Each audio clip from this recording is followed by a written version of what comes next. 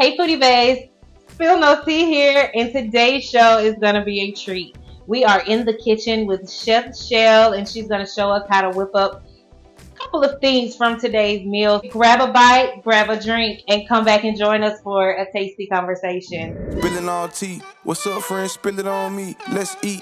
Dinner's on me. What it's gonna be? I love a good kiki. We can talk ish, but first you gotta feed me. How you talking with your mouth full? Let's bring the vibe out more. We young and we outgoing. If it's going down, we gotta know it. And you know we lit, so how it started, never how it's going. Alright, Foodie Bays, so you know we have a shot word of the day. Today's shot word is sponsored by Sweet Sips Bartending Company, who has provided our shots for today. Today's shot word is going to be Sauce. sauce. So if you got the sauce, you need some sauce, want some sauce. Every time you hear the word Every sauce. time you hear the word sauce, take your shot, baby. So Chef Chelle, what are you prepared for us today? So today we have a salmon cake Okay. with a spicy sauce / remoulade. For the main entree, we're going to do au gratin potatoes, mini beef Wellington, and then broccoli and carrots. Okay. And then for dessert, we're going to do a peanut butter cookie sandwich with a little caramel drizzle. I really want to get into this sauce. Shot.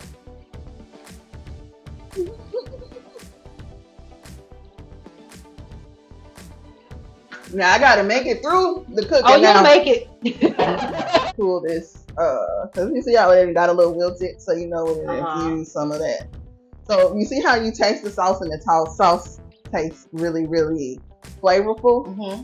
Doesn't just taste like it's just a cheese, melted Right. cheese. You can taste the different layers. So you taste that rosemary a little bit because it gives it sort of a woodsy and earthy flavor. Yes. And then you get that salt from that Parmesan cheese. Added a little Gruyere that gives it a tad bit of sweetness. And enhances that creaminess. But then when we layer it, we're gonna add some sharp cheddar. Really kind of layer those flavors together to kind of give it a full experience. I'm excited. So we're gonna add. So yeah, think about it as it bakes. The potatoes are gonna absorb some of that cheese sauce. She said it. Here you go. I was waiting on it. I just knew you were gonna say it. Now we're gonna add a layer of the Italian cheese. Just a light sprinkle. Real light sprinkle. Add sharp cheddar.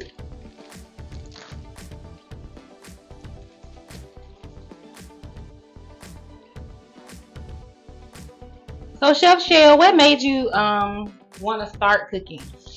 I think it's like a two-parter because I always enjoyed cooking. My grandmother, when I was little, she had a resort, and I remember thinking it was so cool seeing the chefs in the kitchen. They were all guys, all just. I just felt like they were so tough. Yeah. And I think that is what gave me the bug.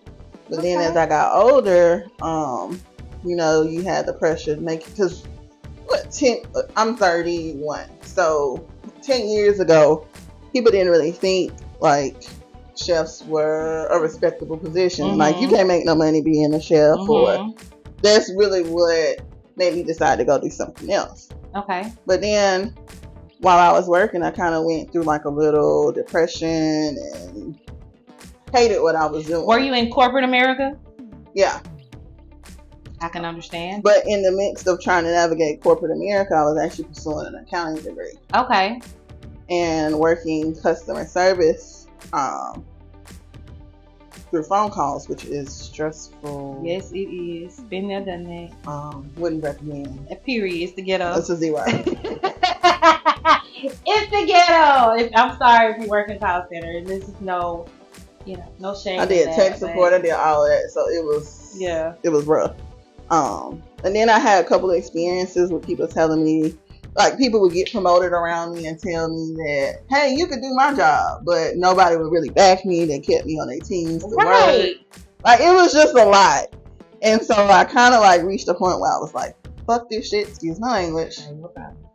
And I did my first event. My first event was at this place called Michael's. That's when it was in Homewood. But now Michael's is actually across from Railroad Park, Regentsfield, all of that. Mm-hmm. And so I did my first event. Okay. And I've been rolling ever since. I actually quit my job, which was like one of the scariest things I ever did. I went to retail, which was a store within the same company, and I got there and I hated that shit too. Yeah, I hated the environment because it wasn't for you. It wasn't what your calling was or where you were supposed to be. And I couldn't understand, like, just trying to finish this accounting degree. Like, I kept failing classes, all that stuff. Yeah. So I was like, forget it. What can I do? So I started doing like side jobs, but nothing. I wanted to be better, so I decided to go to culinary school. Okay. And I actually will graduate. I graduate on the 5th. Awesome. Of May, and I'm graduating with honors. Congratulations. So that's amazing. Yeah. Like, I've never been in school and enjoyed it. And then I'm actually starting a nutrition degree. Okay. I'll be going to school for a nutrition degree in June is when I'll start there. That's awesome. So, well, congratulations. Thank you. You can do it. You can do it. Only thing that scared me is them doggone chemistry classes. It's not as bad as you think. How do you determine a tender cut of meat? Something like in this fatty section, like the loin, up under the rib, a part of the body that's not moving or used to function. Yeah, so like in a cow, it would be like a sirloin. So that's why you have like sirloin steak, and ribeyes include a piece of the sirloin. Okay. Well. It just includes the bone also. So that's the most tender part. Okay. Find a spot that's not used that much on the cut of meat. That part is the tomahawk. And why does it cost so much? Because it's part of the most tender parts of the cow. Ah. Oh, wow. So, Chef Chelle, tell me, right now, what all do you do with being a chef? So, want to focus more on private chef work. Mm-hmm. Basically, something like this. Coming to you. Giving you the experience that you would have at a restaurant, but in the privacy of your own home. Right. Because in your own home, you can get as drunk as you want. If you have any other habits that you like to indulge in, I don't judge. Whatever they are. I mean, you can do that in the comfort of your own home. Okay. I like. Then we're going to sprinkle a little smoked paprika on the top, because you got it. Just for a little color. And so then what I'm going to, so we're going to cover it with some foil, bake it for about 30 minutes or so. Okay. Then we're going to take the foil off, bake it for another 15. Okay. Let the top brown. That's what I do, but it should be okay. So your foil don't stick, spray it with a little cookie spray. Okay. All right. You teaching me some stuff today. We're going to reserve a little of this. What's that? Cheesy goodness. I was going to get her to say it. She was about to say it, but she came on back like, wait a minute, I ain't gonna say it. We gonna get you this time. Oh, baby, that sharp word will get you. I'm all ready. The potatoes in the oven. Okay. I'm gonna move to getting the beef Wellington, but we have to make a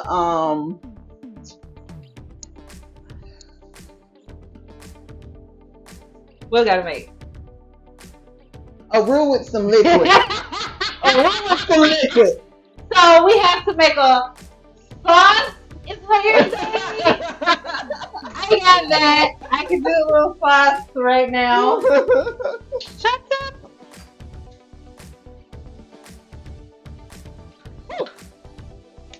Like, what do you run into? Like, what is it like? The biggest thing that I run into is people not thinking that you're knowledgeable or that you know your craft or you know what's actually going on. I wanted to know if that was something you ran into.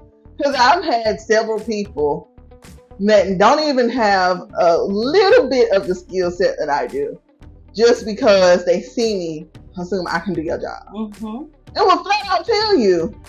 And they can't. And that's the crazy part. You can't. To me, cooking is, you have to love cooking. You have to put love into your food. If I'm off and I have to cook something, it's not going to turn out What good. cooking for large amounts of people has really taught me how to do is time my cooking. Okay. And think about how long It takes.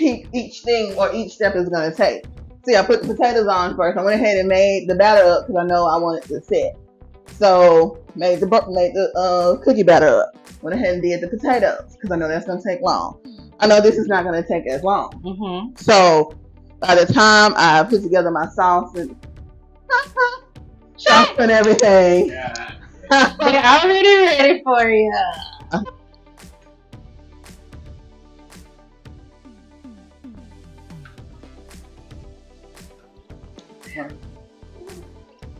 We're pretty toasted in here today. one on. So what are you making there? So this is gonna go on top of when we make our little beef Wellingtons. Okay. Do you know what a beef Wellington is? Uh-huh. Okay. So when we make our beef Wellingtons and we put the meat in the pastry, this is gonna kind of go on top of the meat to kind of give it a liquid emulsion. Oh. So it's like I'm gonna put it like this. It's like a fancy hot pocket. Yes. Yes. I've always wanted to have the beef Wellington after I saw Coming to America. It's kind of like one of those sedity foods that people don't do anymore, but I personally, I love it still. Well, I'm ready because I've never had it, and I've always wanted some beef Wellington. So that is very exciting for me. All right, so we go. So what is gravy considered? A bechamel, or there are 5 mother sauces.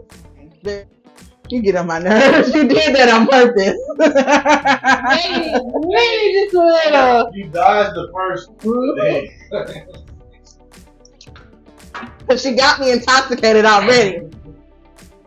All right, so you have a bechamel, which is the white liquid emulsion. Okay. You have velouté, which is like an amber colored liquid emulsion. Okay, so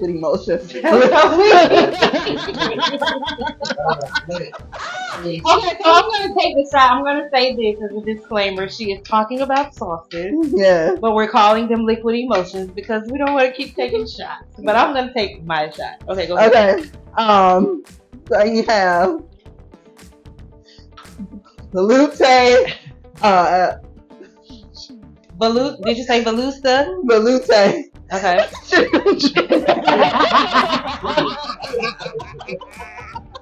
You might have said. Okay, so it's gonna come back to me. So you have bechamel, which is known as a white sauce. Okay. A velouté, which is more of a bronze or more of a gravy colored sauce. Okay. Like a chicken gravy or a beef gravy, that darker color. Then you have a want to make sure I'm saying it right. Espagnole.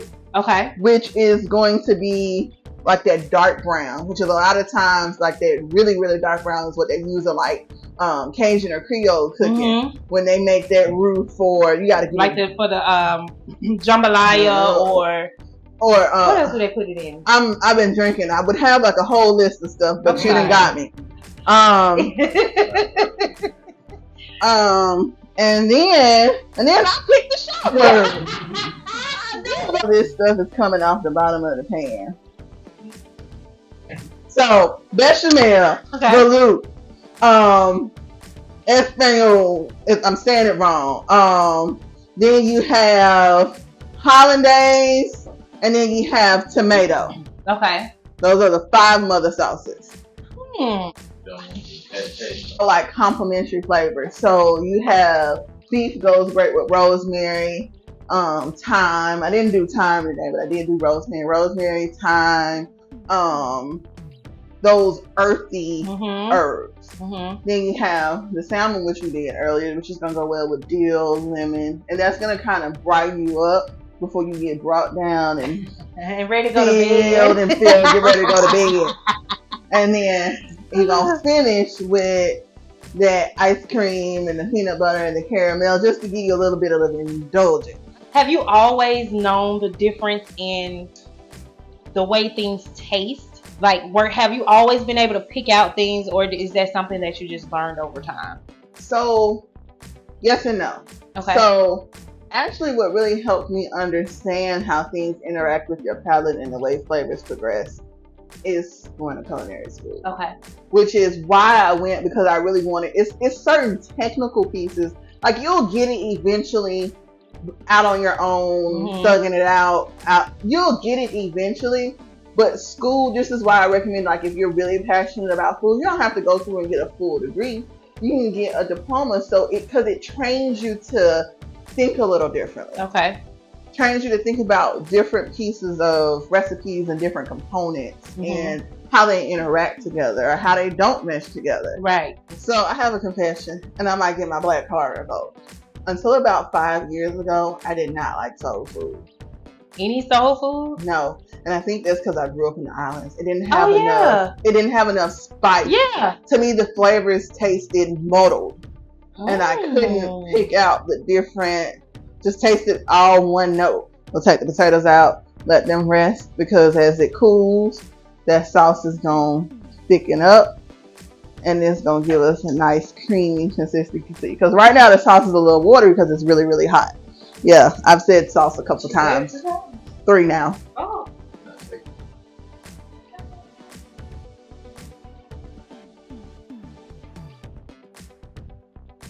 There's to the sauce. So we have some salmon cakes here with the homemade remoulade. You know what? Sauce. Homemade sauce. You like it? It's the face. Hold on. We probably got to try the face.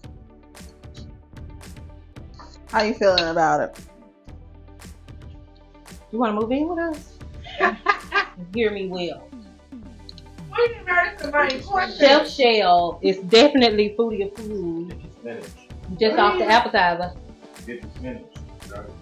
What does your dream kitchen look like? So, we got a center island. Mhm. The center island is my stove. And then space around for people to sit. Okay. Like a huge center island. Then I want one of them little faucets that's above the stove. Yes. That you fill up with water. I want one of them. And then I want a culinary library. Okay. So a library full of different cookbooks. Hmm. Like different cuisines, different eras. Yeah. All of that.